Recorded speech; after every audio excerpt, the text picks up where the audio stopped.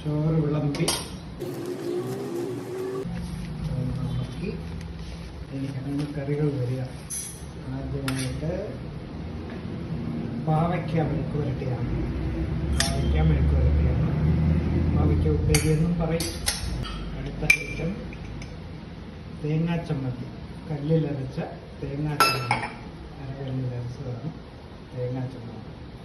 ഇത് വറുത്ത് പൊടിച്ച ചമ്മന്തി, തേങ്ങ വറുത്ത് പൊടിച്ചുണ്ടാക്കിയ ഇടിച്ചമ്മന്തി എന്നും പറയും.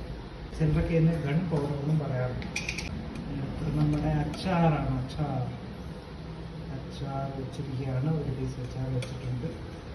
ഇനിയാണ് മെയിൻ സാധനം, ഒരു അയില വറുത്തത് അതേപോലെ വെച്ചിട്ടുണ്ട്. ഇനി ഒരല്പം തൈര്, ഇതൊക്കെ ഒന്ന് കുഴച്ച് വരാൻ വേണ്ടിയിട്ട് അല്പം തൈര്. ഇത്രയും സാധനങ്ങൾ ചേർത്താണ് നമ്മൾ